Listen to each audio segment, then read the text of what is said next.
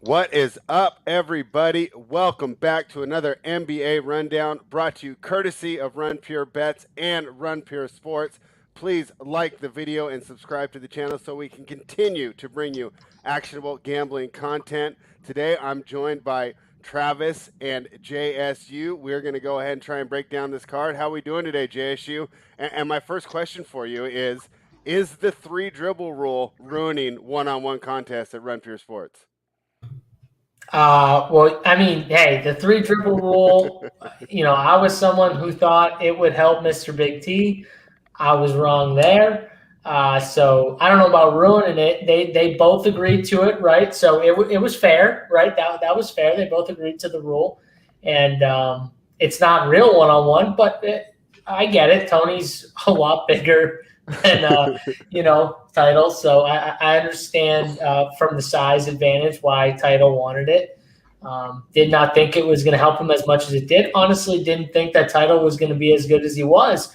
And the three dribbles for him helped him out. So I don't know. It's not what I'll say isn't real one-on-one is if you're the defender, you can't call fouls on yourself. That's the weakest crap I've ever seen in my life. Like the best part was Tony had like a layup one time and Title just like hammered him, and then Tony like got the ball again, but Title's like foul, and they just like rechecked it up. I was like, yeah, you're calling I mean, it was sharp by Title because he was gonna get a layup. So, but you can't call fouls on yourself. Like, no, the offensive player calls the foul, or there's no foul. Like. But yeah, hey, Title won, and he won impressively, right? Travis, you were there live. What did you think? I mean, I thought the three dribble rule was kind of killing the ratings there towards the end of the show. Yeah, so a couple things. So one, like Title said, like the only way to play one-on-one is the three dribble rule. And I was like, that's wrong, first of all. You cannot say the only way to play one-on-one basketball is the three dribble rule. Like, if you want to say that gave me the edge and the advantage and like that's where I best and that's where I thrive, I'm all for it. But like that is not, it wasn't as entertaining, of course. We would obviously want to see Big T banging down there low and then see Title, dribble drive and then maybe hit the step back on Big T and make him fall more, right? Of course, JSU would love to watch Big T fall a little bit. And I'm with JSU. I mean, that was the best part of the whole thing. I don't mean to cut you off, but that was the best part. Actually, the best part was not even that he fall. It was Title's reaction after he falled, which we all know Title. Really nice guy. He doesn't really talk crap.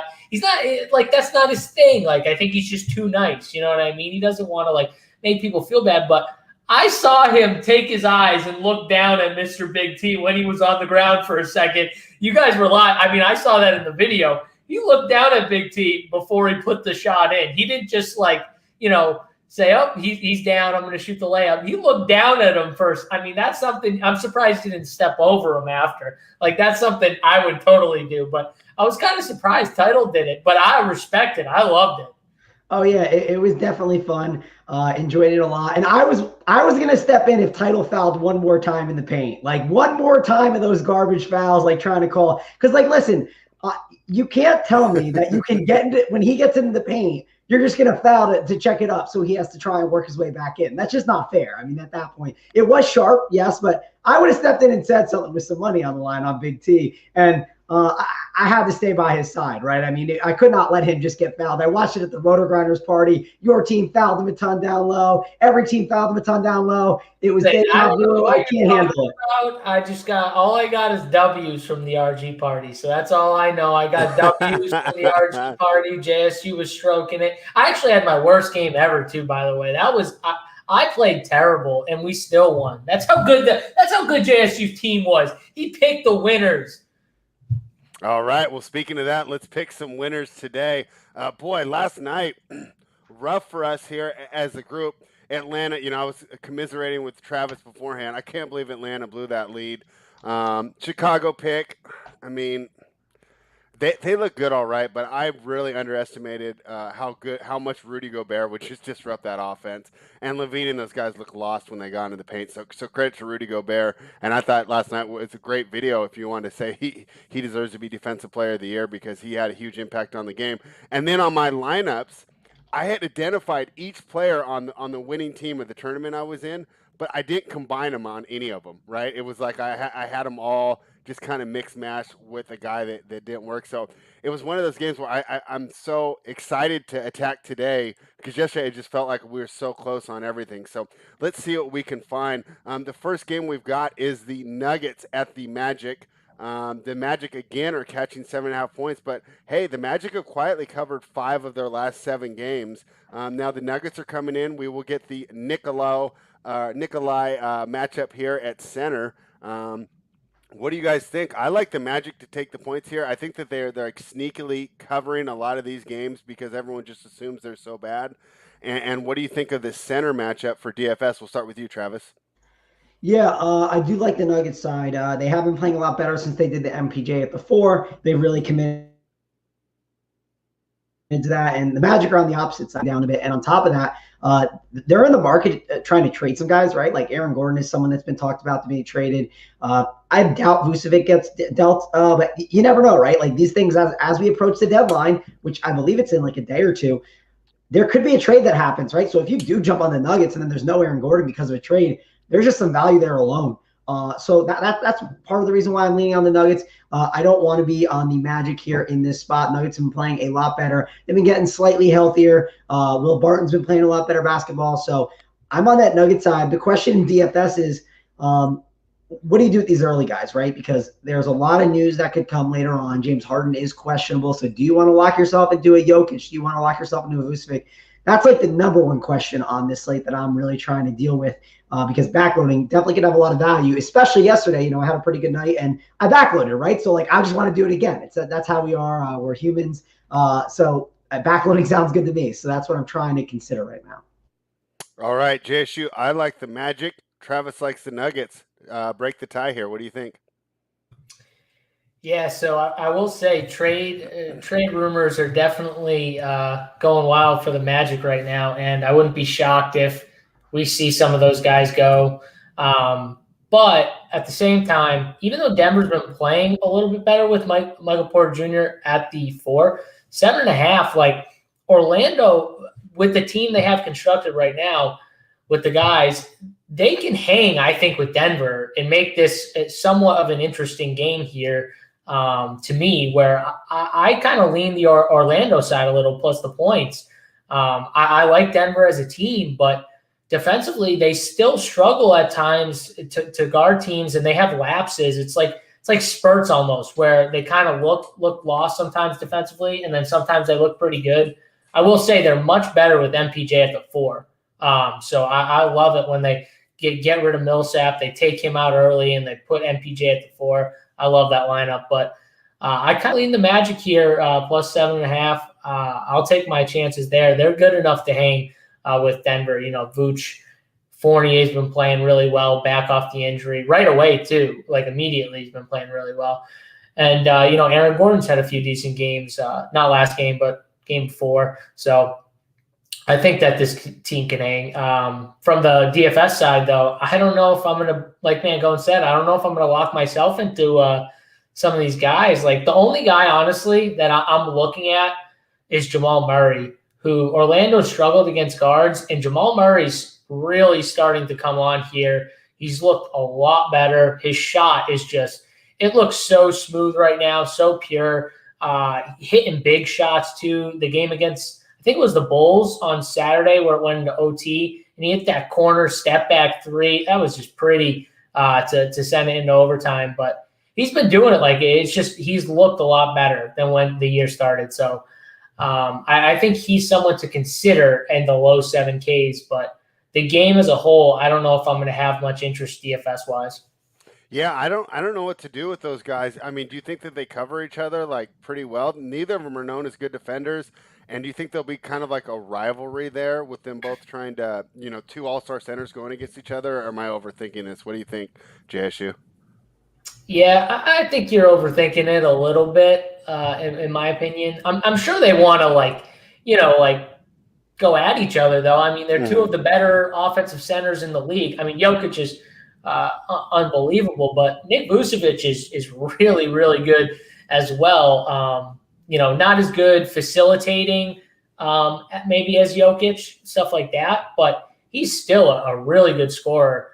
The problem is, like, Vooch takes a hit when Fournier and Gordon are back because they control the ball out in the perimeter a lot more, whereas before they were just getting the ball to Vooch right away and getting the offense rolling, whether it was the pick and pop, getting him the ball at the top of the key, or getting him the ball in the block and then just letting him kind of facilitate or go to work from there. Now it's like Evan Fournier and Gordon are back, and they're kind of controlling a lot more of the offense. So he definitely takes a hit DFS-wise with those guys all back. Plus, Michael Carter-Williams is back as well.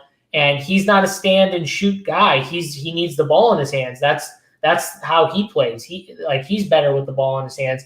You can't just send him in the corner to shoot. So it's kind of tough for Vooch, in my opinion, to hit a crazy ceiling with all these guys back.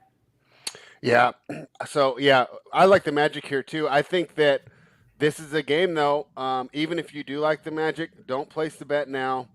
Go ahead, watch NBA Hardwood Live, jump on the countdown show with you. Wait till we get this news that's confirmed, because Gary in the chat is absolutely right. These trade rumors are running rampant. I think, Mangone, you're right. The deadline is Thursday, and Aaron Gordon asked for a trade, and it's probably, I guess it's debatable, but the most attractive piece on the market. I'd say him or Harrison Barnes, most likely to get traded. So this is definitely a possibility, and Travis hit it on the head. If they're missing one or two of those guys, you don't want that plus 7.5 anymore. So I lean the Magic, but definitely going to go ahead and wait before I place the bet in that game.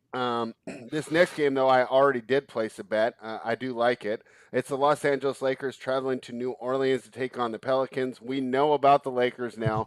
They're missing both their stars. The offense runs through Dennis Schrader, which if you had told me that in 2014, it's just unbelievable what that kid's done from being Jeff Teague's backup on that great Hawks team to being the player he is now, especially on the defensive end. But regardless, I think this is a great spot for the Pelicans. Obviously, they are ex-Lakers on the team. Ingram, Hart, Lonzo. I think they get up a little bit more for that game, and this is where it comes into covering the spread. Right, because I think they're going to go ahead and keep pouring it on, even if they're ahead, because I think they do have something to prove. And even though it's years past that trade, I think there is still a little bit of lingering resentment for the way that they were treated by the Lakers and how they got shipped out of LA in that deal. So I love the Pelicans here. I laid the 6 points. Travis, what do you think? Yeah, I think that's the right call here. I was actually talking with Big T when I was at his house, and we're just bet against the Lakers for the next week or so, right? This seems like a good idea too. Feels like the line won't adjust right. I'm in the camp of let's just pound the Lakers. So I think the Pelicans pound the Lakers as well. I like them. DFS is a little tougher, right? There is some news here though that's going to be important. Lonzo Ball, if he is out, Nickeil Alexander-Walker becomes a really good play at 4.4K in DFS, someone that you have to consider. Brandon Ingram, I've sworn off him. I'm so over him. Sure, last game against Denver, he did well. Maybe with Lonzo out, I should consider him more because the situation has changed, so I'll have to look a little deeper into him. But he's been pretty frustrating for most of the year. And then Zion's fine, but do I just want to pay 8.7 for him? I just don't think I want to pay for him on this. I think there's other studs I'd rather go to. But those two are fine guys that you could fill in. I'd probably have to look at some more rates on the Lonzo stuff.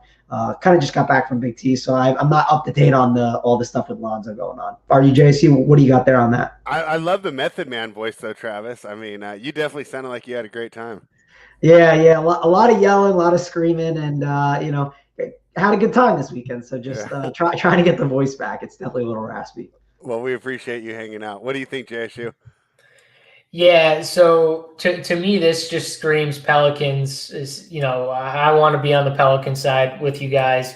Lakers just, defensively, offensively, they're crushed every way with no LeBron, obviously, and no AD. And the Pelicans are playing better, recently.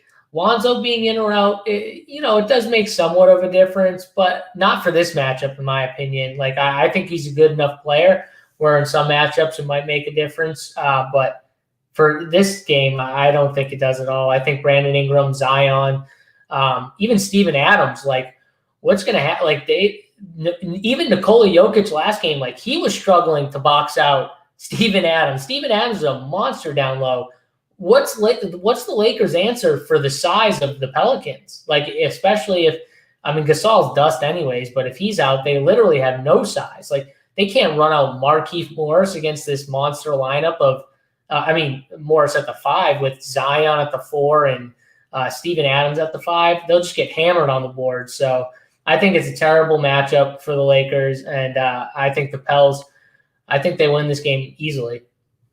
Yeah, and Mangone might like this, but I do think of Lonzo. Okay, I like the bet, regardless whether or not Lonzo plays or not. I think they're just too deep, and you illustrated the problems with the Lakers.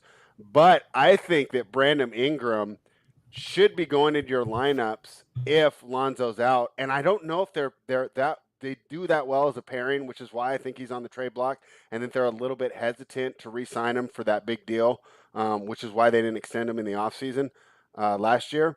And it's just, I think Brandon Ingram does better as a point forward style player. I think that he needs the ball in his hands to be the playmaker. And I think that without Lonzo, he assumes more of the responsibilities. And you see more of the talent and the reason that he was a number 2 pick. So if Lonzo's out and I put Ingram in, like what do you think, JSU? Is that going to be a good call here? Or is there just way better spend ups regardless?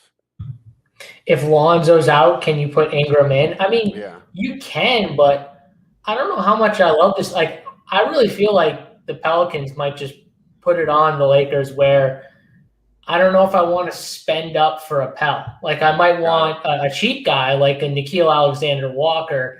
But the way I look at this game is I just don't know how they're going to hang with the Pelicans for 4 quarters. And if that's the case, I'm probably going to end up either playing a mid-tier guy like a Josh Hart, who played well last game. He was a guy who got a little boost. Steven Adams is cheap. Like I said, they don't have an answer for Steven Adams, and he's a monster on the boards. And then Walker is another guy who, if Lonzo's out, is going to get a bump. So I think for DFS, I'm not looking to pay up in this game. I'm looking for somewhat of values in the mid-tier and, a little lower than that. So that's kind of how I see this game. But more because I see the Lakers having a very little chance to hang with the Pels. Yeah, and without some of those weird situations that we had, like with Toronto and Dallas and all those teams missing, I think finding the value is going to be a little harder than usual. I know I struggled when I was throwing together a lineup before we jumped on tonight, so I'll definitely be watching you guys on Hardwood Live and the final countdown on the Run Pure Sports YouTube channel. The next game is the Washington Wizards. They're heading to New York to take on the Knicks. Boy, haven't the Wizards been like completely up and down this year? I mean, it's like they look terrible. Then they had that little run, and we said Russ is healthy. This is the team that they're supposed to be. And then, as soon as they got a little momentum, they fell apart. Now they're going to play a Knicks team that started off really good, as well had a bad run, and now they seem to be kind of putting it together. Travis, what do you think of this game? Do you like the Washington Wizards or the New York Knicks laying 2.5? Oh yeah, so the Wizards have been playing better, right? And we talked about this with JSU. Like the Knicks, they're going to grind out every single point, right? I mean, that's just what they do. I want to lean Washington because they've been playing a lot better basketball, but I'm scared to because of what the Knicks can do, right? With all just grinding out their guys. They have Mitchell Robinson back as well. We don't know what's going to happen with the point guard situation. My lean right now is on the Wizards side. That's where I'm at right now. But I'll say this. I can be convinced to be on the Knicks side if JSU might be able to swing me there. I guess it's because I just don't want to bet against what Westbrook's doing. And he's just going so hard right now and absolutely willing to team the victory. So it's when he's in this mode, I don't like betting against him. I like jamming him in there in DFS. And today's a day where I might jam him in there, and he might not be like super popular because he's going up against the Knicks. It's got a hefty price tag on him. I do think he's a really good option, even though the matchup might not be the greatest, right? You saw the matchup against Utah. You would think, oh, that's not the greatest matchup in the world, but he ended up smashing in that spot. It's the biggest worry is the pace. Now, is the pace going to be the problem? That's my concern. Am I going to get enough possessions for the price tag of 10.8K? That's the thing I'm really trying to decide here. I prefer Westbrook over Beal in this spot. I think on this slate, you'll be able to jam in Westbrook over Beal. It won't be like too tight a pricing where I think you'll be able to get that done. But obviously, if Harden's in there, Harden's going to be the top priority spend up on the entire slate. So then I guess Westbrook would maybe be my number 2 on the slate altogether. JSU Knicks are 6-1 against the spread in their last 7 as a home favorite. Do you want to make a case and convince Mangone? Yeah, well, I mean, I feel like I've been trying to make a case for the Knicks every single time I get on the show. Why are the Knicks on the slate every time I get on this show? I swear to, and people might think like because I pick the Knicks all the time, I'm a New York fan. Like I'm from Boston. Like Yeah. I'm definitely not a New York fan. But it might seem that way because I feel like every single time I've been on the show, I'm going with the Knicks, and I'm trying to push people towards the Knicks side. Like you said, they've been covering lately. But I think I'm switching today. I think I'm leaning the Wizards side. So we've got two teams that literally are completely different. The Wizards are top in pace. The Knicks are bottom in pace. The Wizards are bottom in defense. The Knicks are one of the top 3 in defense. Like this is just these teams are so different. It's gonna kind of end up being which style is forced onto the opponent, and you know who wins out. Is it the Knicks slow pace, grind it out? Which if they get the Wizards into a ton of half court offense and make them grind out possessions defensively, yeah, that's not great if you're a Wizards fan. But if the Wizards can push the pace and Westbrook can get out in transition and really push the ball like he's been doing, and he's been playing a lot better, by the way. He's shooting better from deep, which is the other thing.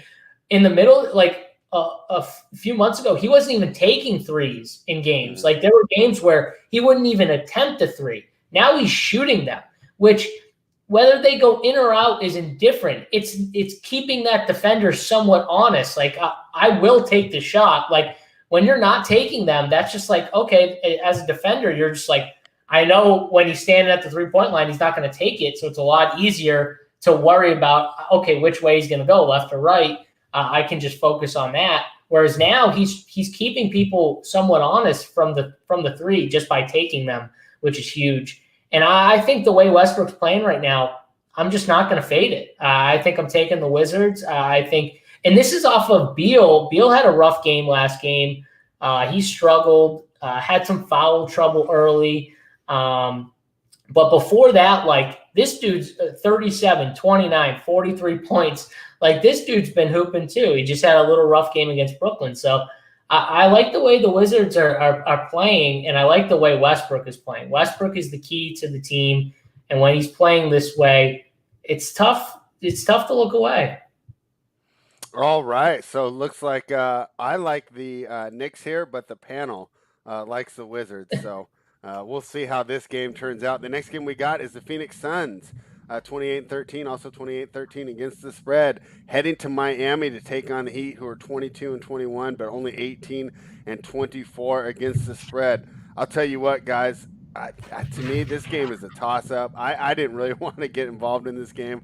I did not have a lean at all in this game. I mean, if anything, maybe the under with 2 slower-paced teams. But I think the side is really tough. Travis, show me the light here. Which way should I be looking? Yeah, so I hadn't seen the spread on the game, and I was like, okay, I think Phoenix, they're favorites, right? And they're not, and I was a little surprised by that. Is Phoenix partying? No, right now I see Phoenix at -1.5, so they're like slight favorites, but essentially pick the winner. So it's basically a pick 'em. Okay. I was wondering, is Phoenix partying in Miami spread because they get a chance to, because it's not a COVID state. You know what I mean? They're just partying. Well, Arizona's not either, so they can party at home. Oh, I guess you're right. They might not be as Good point. They might not have the withdrawals like, say, the California kids. Yeah, you're right. I do think I want to be on the Phoenix side. I think that they are the better team. I get that Miami is a team that I've been betting on a ton. And whenever I came on the show, I've talked them up. But I'm a big believer in Phoenix and what they're doing. Also, you have to keep in mind, Phoenix, they're probably chomping at the bit a little bit now that like LeBron is out. Like being able to get like way higher up in the standings, right? They're in that little like gap. Like I'll pull it up now because I know they're in that tight race. Like Denver's in there. They're maybe like 4 or 3 back, but like Phoenix has a chance to really, really move up in the standings here. And like they could even like maybe get to that 2 seed. They are the 2 seed right now, which again, I don't look at standings that much, but you'd think they want to try and hold that, right? And they might even have their eyes on that 1 seed at this point. They're probably saying, hey, we could play the Jazz and we beat them once. I mean, then they're only a game and a half back. So I've loved this Phoenix team from the start of the year. I'm not going to get off them now, especially when they're in games that they're pick'ems. I'm just going to side with them. Chris Paul is a huge factor for this team. He has been the guy that has really just pole vaulted them to the top. You put Chris Paul basically on any team right now, and he is going to boost them up in the standings a ton. So I'm going to ride with Phoenix here in this spot. The problem is DFS. Ooh, this is like a no-go. Like, I think this is just like a pure fade, grinded out game. You don't play this one, especially because the last two games have a lot of value, a lot of opportunity. And yeah, sure, if this game was at 10 o'clock, maybe I'd consider it. But because it's at the spot that it's at, I think it's a really easy fade. Yeah, I mean, great news for the teams is there's not a lot on the injury report on this game, but for DFS, I mean, you don't get the easy, like, for sure value that you can find just by attacking the injury report. So JSU, Travis likes Phoenix. They are 6-0 against the spread in their last 6 as home favorites. What do you think? Are you gonna jump on with Phoenix here and Travis? Yeah, I'm another guy who's been really high on Phoenix pretty much since they traded for Chris Paul. I was like, this is a team that can definitely get it done in the West with Chris Paul there. I thought he'd make everyone else better, and that's kind of looking pretty true right now outside of DeAndre Ayton, who finally had a decent game, but God, he's looked like crap, besides that one game. So I'm looking for him to play a lot better. But this game, close to a pick'em right now. I think the Suns are the better team. I think they're one of the better teams at forcing teams to play their style of basketball almost all the time. Like they're really good at it. And they have good solid pieces around their studs, right? Just like solid role players who can get it done. I like them here. I think Phoenix is the play. All right, and with the slow pace and no injuries, does that mean that DFS are you just gonna like slide by this one and look for other spots? Yeah, I love how Mangone, like it's 1:30 Eastern time, and Mangone's already like pretty much telling people, "Hey, I'm just gonna backload and play those last 2 games." Like he's already got it decided in his head. Like that's what I'm doing, guys. I'll see you. See you at 9:30 for updates. Like get updates in the cash chart at 9:30, guys. You're not getting updates until then. I'm pulling a big T, I'm writing in just the cash charts. All it's going to say is see you at 9:30. Like no early players or something like that. Yeah. Like see you at 9:30. There'll be some, right? But like there's definitely going to be like it's going to be backload season for me for sure. And it's not just because of that Nets game, Jace. It's like we also have the Golden State side where there's like such good opportunities. Like there's just 2 chances. And I think Harden sits. It sounds like I'm in the minority on this one. I guess we can talk about it when we get there, but that's kind of why I've been thinking that the whole time. I don't know. Do you think this is like a really good game for tournaments, JSU? Because I just cannot fire on these guys. It's just so, I guess Butler's price at 9,300 is kind of interesting, right? Yeah, like I wrote about this in the playbook when they played the Lakers on Sunday. I think I did the playbook then, and I wrote about it where I just have been staying away from Phoenix all year, and it's hurt me way less. You know what I mean? Like it's helped me way more than it's hurt me. Like I haven't been burned too much by Phoenix guys.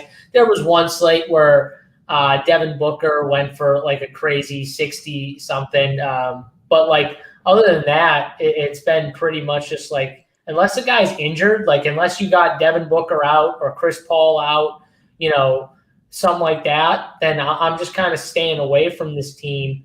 So that's kind of how I feel here. And their opponent kind of falls in that category because, like I said, I feel like Phoenix, because of their style of play and because of how good they are at kind of forcing it on others, it really hurts the other team DFS wise. So that's why I kind of lean staying away from a lot of these Phoenix games in general, no matter who they're playing, because they just do a really good job of forcing that onto the other teams they're playing, which kills them DFS wise.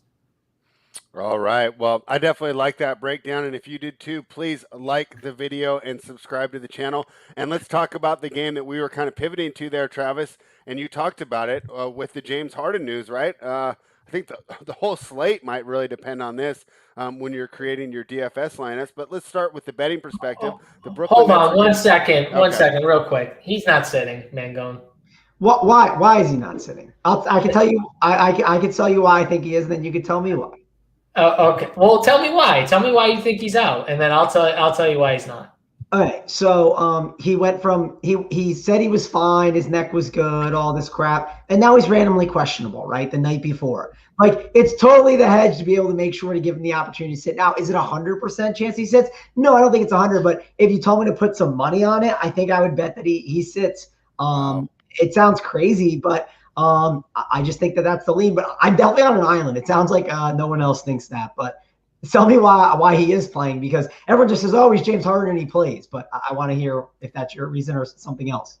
No, so like I really think he's going to play because right now, if you take James Harden out, they have like really 9 guys I think that are playable right now, and some of those guys like aren't getting minutes. Like I just don't see if James. He said he was feeling good. Someone posted something about, I don't know if it was early kind of interview where he said his neck was feeling better, and he played through it in the second half, which was the more telling thing because they had Kyrie. They could have easily said, James, just like sit out. He obviously could play through it. He played through it then, and it was probably somewhat painful, I would assume, because he was definitely in some pain. Like when you don't get up for that long of a time, there's milking it, and then there's like actually being injured. And at first, because the ball got stolen, I thought he was milking it. And then when he stayed down for longer, I was like, okay, no, he's actually like a little banged up. But the fact that he played in the second half, and even though he's listed as questionable, he comes out and says, I'm feeling good, like my neck's feeling better. That tells me that he's gonna probably play. But then why did he go from he was fine on the 21st, 22nd, and now last night he got ruled questionable? That tells me that tells me that the staff might want to wait and see how he feels before game time. That tells me that James Harden wants to play, but the staff was like, no, let's put him on the injury report. That's what that tells me. Yeah, I mean, it could be a hedge for them for sure, right? I'll say this. Like, I think if he sits, it's not his choice. I think if he sits, it's them holding him out. Yeah, and it wouldn't surprise me. Like, is Kevin, like, I don't want to be that guy, but is Kevin Durant, like, really hurt, or is he just coasting? Like, I mean, it's just. I don't know, but I feel like he's one of those guys where you got to be super caught. Remember, he did tear his Achilles. Like, that's a serious injury, and, people want to say whatever, but. I think you got to be a little more cautious with a guy like KD than, James Harden, who has shown time and time again that he kind of battles, right? He battles. It just feels like his staff is super cautious with everything. Like, even I was surprised Blake Griffin played as early as he did because they said Blake was going to be a month. They were like, yeah, he needs another month. And I was like, what? I was like, why does he need a month? And then, like, this weekend he was playing and I was so confused. So they probably just needed him to play, honestly. Yeah. Remember, like Jeff Green was banged up. He had like the back issues a little bit. They probably didn't want to run Jeff Green out a ton of minutes. That's another reason though. Like I feel like your rotation is just so limited. You're going to force a lot of these vets to have to play big minutes, and I don't think they want to do that. I mean, Chris Chiozza for 36 minutes tonight, JSU. I would love Chris Chiozza for 36. At what is he, 3K? Yeah, I would love that. Yeah, I don't know. I guess we'll see. Spread. Do you think who's right, me or JSU? It's okay. I've been told I'm wrong all day, so you can tell me I'm wrong. If we were doing the bet and you gave me even odds, I would bet that he plays. Just because he's been durable over the years. I mean, that's one thing that you can't argue with him, and it's actually been considered to be like a detriment of his. With him, if you remember him fighting on the sideline with D'Antoni, because D'Antoni would want to pull him out of blowouts, and he would get pissed. Like, I mean, for as much as we, want to characterize him as, like strip club, doesn't care about basketball, like he loves basketball almost to his detriment. So my guess would be that he plays, but I do think that you are right that if he does not play, that it'll be the staff keeping him out and not him. So. How about this? We'll do it quick because I think this line here is thinking that he's going to play at 3.5. I mean, if he doesn't play, I mean, this line's going to be like 7, wouldn't you think? Yeah, I mean, I definitely think it would go a little further, right? I do think they did the hedge because it was 1.5 the night before. It ended up moving over to 4.5. So I do think it's hedged right now. I don't think the books moved that though. I think the market moved that. Yeah, it could be. I mean, I bet on Portland, so I thought that it was still a good spot to jump on them when I saw the questionable tag. So one betting tip, you can bet that money line, right? And then if you end up being wrong, you can just cash out the ticket, right? If you bet the 1.5, sure, you get more value, but if you do like the money line, you can then cash it out if you are that worried about it. So that's something that you can do sometimes in betting, at least on the legal books. And Travis, you might be the first person on this show to get crap in the chat for being too informed. Oh yeah, I mean that's Lando. Lando gives me crap for just like saying anything, right? If I said the sky is blue, I would get crap from Lando. Always paying attention to the news. That's the Yeah, no. Landa can shit on Mangone any single day he wants. We love all of it, Landa. Come on, keep it going. We love it. Hey, and of listen. course, Mangone is going to wait on news. What do you expect? Like, Hey, I did it yesterday and it worked out very well. So no, I mean, always the news is important to me. So, and again, like it's okay. Like if I find out at 4:30 James Harden's in, like that's great. Also, if I find out like at 7:28 that James Harden is out of nowhere, I've already digested this whole situation and you're scrambling and I've already figured it out. So I'll say this though, Mangone, who's the Harden pivot? Like you can't really. Westbrook's going to lock by that time. Jokic is already locked. Oh yes, that's the issue. That is definitely an issue that if you're playing DFS, like what would it be like Tobias Harris? I think it's like honestly like you're going to have to upgrade 2 spots, right? Yeah, I think you would. And the problem is, so I haven't built the lineup yet, right? But like I've definitely thought this through already. Just as I'm like in my house, just thinking things through. Like I'm like, okay, well, maybe I go to Tobias and a Wiggins, right? You take like a Harden and maybe like a Brown, right? And you move those two to a Harris and a Wiggins, right? But you can already have some of these guys.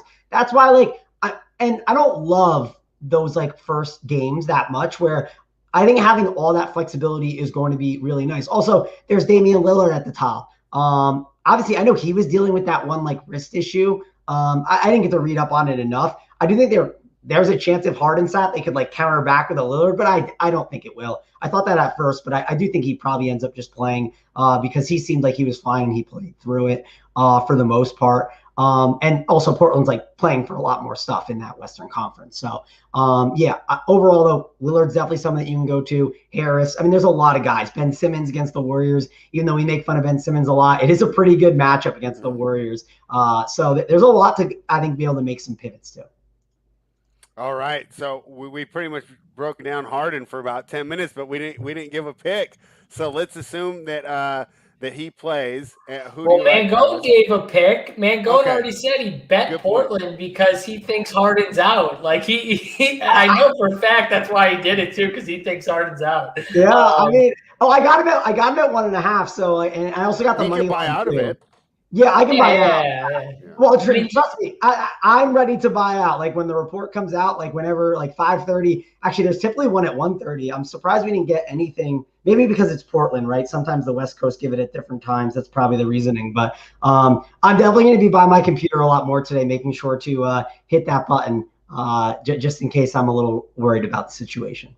All right, so Mangone did give a pick. But JSU, what is your pick here? Let's assume Harden plays. Brooklyn catching 3.5. Yeah, I mean, I feel like I still kind of have to lean the Portland side. Okay.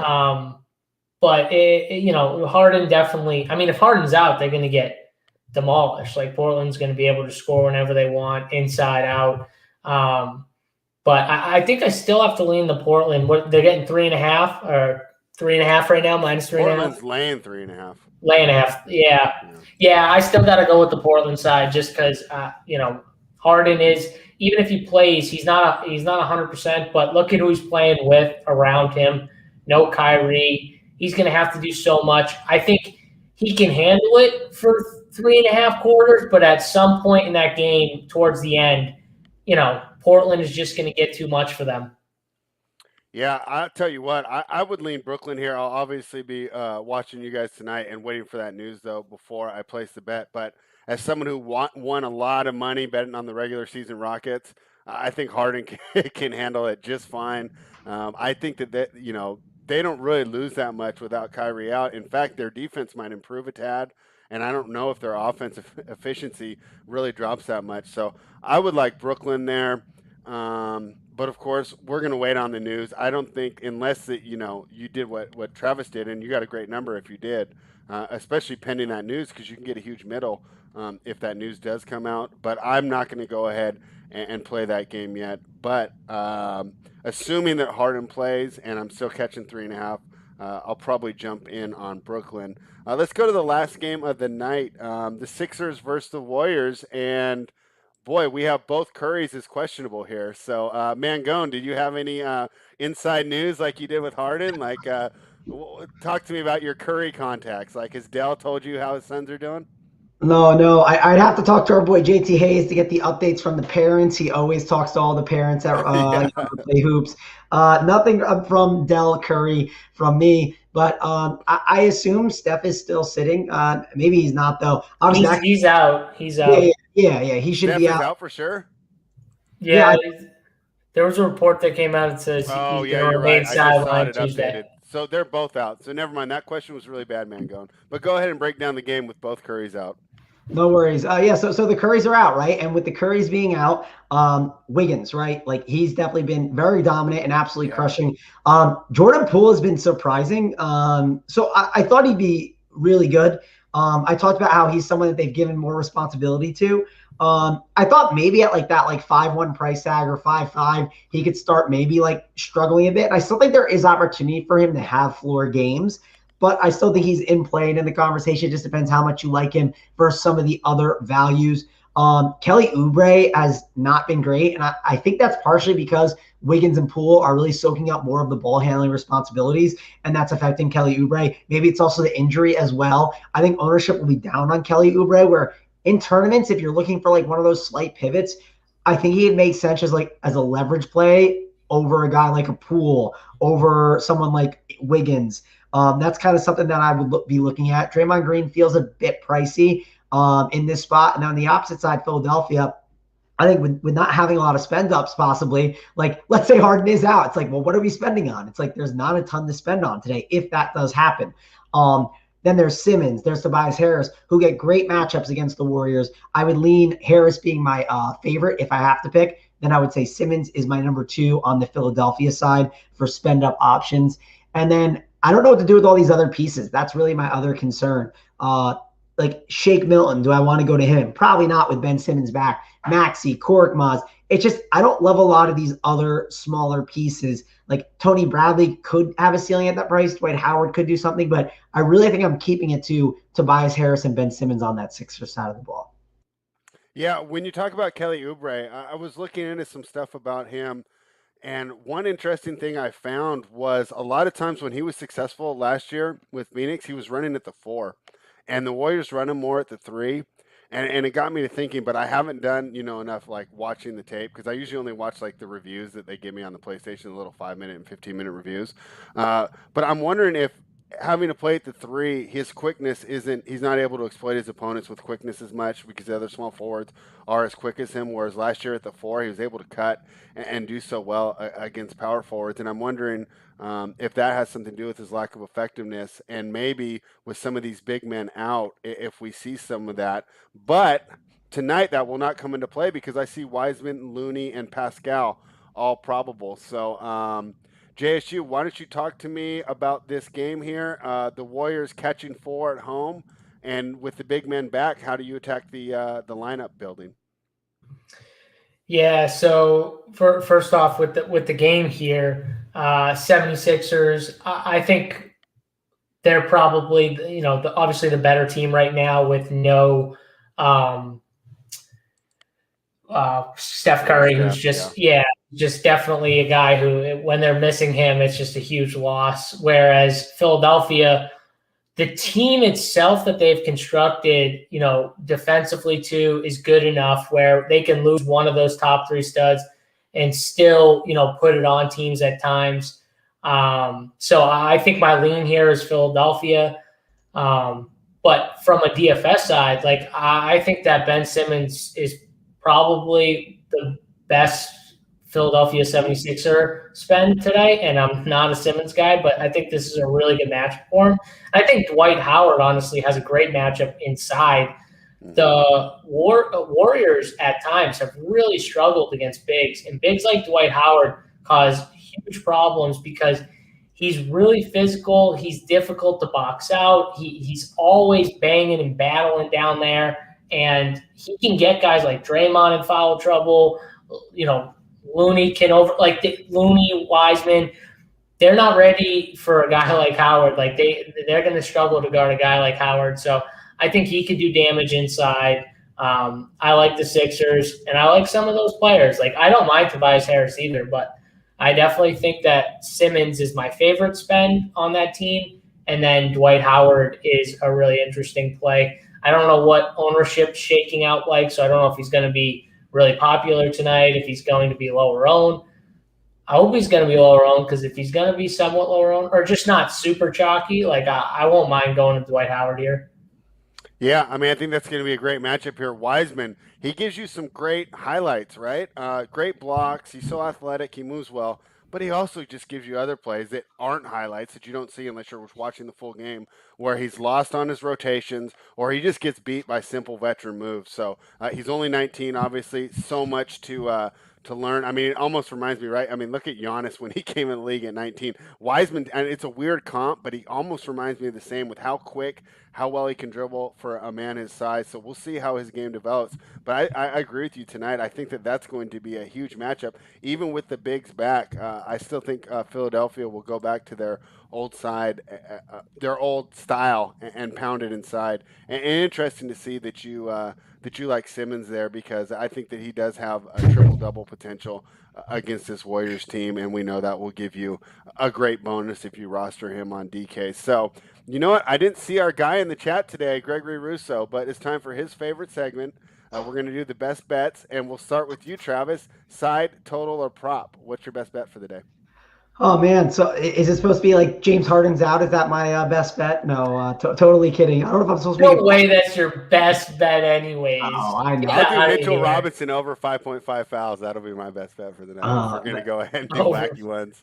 Yeah, man, like I feel like I'm supposed to say Portland, but I hate Portland so much. The one, as we talked through the most, that I liked, I really like Washington. I like what they've been doing and kind of they're kind of right in the ship. There's two teams that I was higher on to start out the year in the East. Actually, three. I like the Pacers. I thought the Washington and Atlanta. I thought they'd all take pretty big steps, and it feels like Washington and Atlanta are finally kind of rounding into that form, right?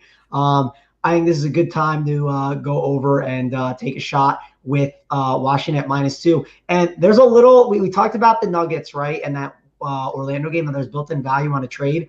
There are reports that just came out that Oladipo might be getting shipped to the Knicks or the Heat, right? Those are two teams that are looking at it. I know there's only 6 hours before the game, but there is a little bit of built-in value that, hey, just in case if that trade gets fired away, Oladipo gets traded, maybe there's like one more piece that gets sent away from the Knicks that could affect the situation a little bit, even though they're hunting for picks more, the Rockets. But they said they are dealing Oladipo. So I'll go Washington -2 against the Knicks. Yeah, I think he's going to be a bad pickup for whoever picks him up. So let's see if he can stay healthy and turn it around. And also, Travis, we don't appreciate you saying kind things about Atlanta on this show today after last night's meltdown. I mean, that was just painful. Felt like I was just getting punched over and over again.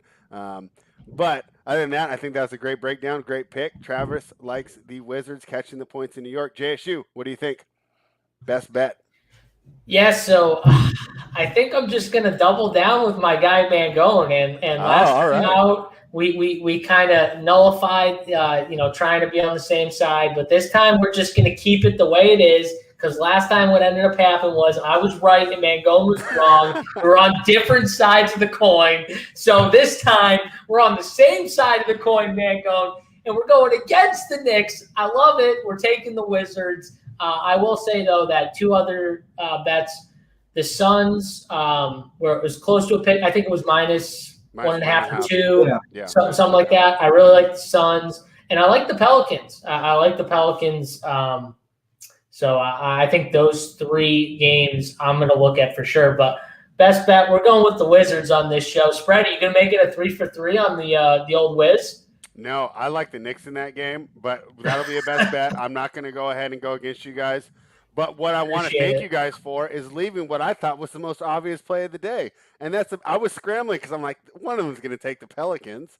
You got to fade this Lakers team. It just has the feeling, I just they're so hurt, and this team was so top heavy to begin with.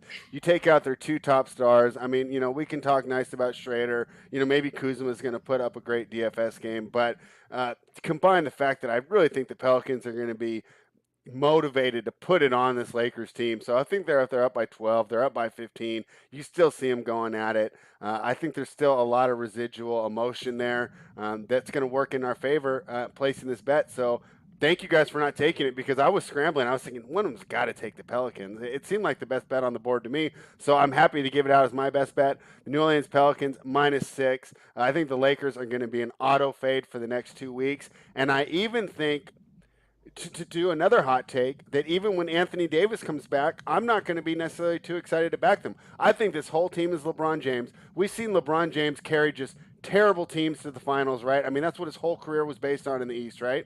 Anthony Davis never carried terrible teams the way that LeBron did. I mean, I think his best year was to beat the Portland Trailblazers and make the second round. And if you watch that series, Drew Holiday was the reason they won that series because Drew Holiday is the single best defender on Dame Lillard in this league. For whatever reason, Dame cannot get loose on Drew Holiday. So I might be fading the Lakers when AD gets back if everyone overreacts and they start making them huge favorites again and I can catch points. So I'm going to be fading the Lakers for a while. I'm fading the Lakers tonight. Pelicans -6. Thank you guys for joining me. Travis, you got anything else before we get out of here? No, I mean, I agree with JSU on liking the Pelicans and Suns. So if Greg Russo, if you're showing up, there's your 3-team parlay. Grab that. Yeah, I guess check out the Hardwood Show with me. I'll be on with who's JT. on tonight? Me, JT, and Big T got scratched, late scratch. The voice Okay. he just can't talk. So Okay. listen, we'd love to have him on there, but when you can't talk, you just can't talk. So. I can't wait for the people's reaction because it's always good, and then they'll be like, "Where's Big T? What's he doing?" Yeah. And he's counting his money. No, I talked to him on the phone for a couple of minutes. His voice was literally going in and out. At points he was talking to me, and then all of a sudden there was nothing, and then it would come back, and he'd be still trying to talk. It was just. He's got no voice, so I mean that's what happens. Mangone's struggling, but Big T's on a different level though right now. James Harden can take some motivation from you, Mangone. You definitely set a good example of working through the pain, getting it done. And, the good thing is you don't need to have a voice to post your core over on runpuresports.com. So even though you guys will not see him on NBA Hardwood Live, Run Pure Sports members will still have access to the core. And let's see, you're going to have a core tonight. And JSU, I want to congratulate you and thank you. You were the first one to have your core up last night. You beat AP. I think that's the first time in 10 days you've been the first one. Is that true? I know I changed it. I changed it an hour and a half later once we got news, but yeah. Yeah, well, that's fair. I mean, that's all part of it. Usually AP's the first one by far. So can we expect that again tonight, JSU? Do you think you'll be the first one to post a core on runpuresports.com? I mean, probably doubt it, but it might happen. He won't be once that 5:30 injury report comes and Harden's ruled out. So there you go. Are we going to get it? Are we going to get it at 5:30? Oh, if we do, it's it'll be beautiful. It'll be so funny to see. No, that'd be the worst case scenario for you because you're a backloader. So you want that news to come late. What are you talking about? You're right. So I should not be right. I want it to be later on. That way I can. I'm gonna bet Mangone's gonna try and make Westbrook and Harden work. I'm just calling it. I'm calling it right now. Yeah, no, that's my hope. But if you're not signed up for Run Pure Sports, head on over there and check out the show with JSU and Holden. They lead you up to lock. They do a ton of stuff. And as Big T says, you get to hang out with the best tournament player in the world. So hang out with JSU. And, Big T's not on that show. What are you talking about? Second best player in the world. Oh no, you're best. I love it when he's humble. Second best player in the world. No, it's my guy, Big T, number one. He's gonna do it. All right. Well, yeah, head on over to runpuresports.com. Use the appropriately named promo code HEATER25. Go ahead and join both. You'll get access to all the cores that we just talked about. And on the bet side, you'll get access to all our bets. You'll be in the Discord. You'll get written articles. In fact, I got one that I'm doing tonight that will be coming up tomorrow. You'll get access to all our plays. My guy Keg is on a heater right now, 8-2, and you'll get access to the live shows, which have been doing quite well as well. I mean, boy, I wasn't watching on Sunday. I'll admit I didn't watch the NASCAR, but I got the notification from Keg to hit Ryan Blaney at 12-1. Just, go over to the computer real quick. I didn't even change it off my basketball. Place the bet, money in the account. Still got to watch my basketball. It's a fantastic deal for only $100 a month. And then you also use the promo code HEATER25. So you guys need to check that out if you're into DFS and you're into gambling. Thank you for joining us. JSU will be back tomorrow. It sounds like it'll be just me and you, though, right, with all these voice problems, but that's fine. Yeah. We can go more than an hour, you and I. We got plenty to talk about. And then on Thursday, it'll be Hoop, and I have to verify, but I think I might be getting the winner back on Thursday. We'll see if he's ready. Titletown usually comes on Thursday, and then AP will be back on Friday. So thank you for joining us. We'll be back tomorrow at 1 p.m. Eastern. Hardwood Live starts at what, 4:45 tonight? Yep, 4:45. Be there. It'll be a fun time, and we'll be giving out the winners. Like and subscribe, and run pure.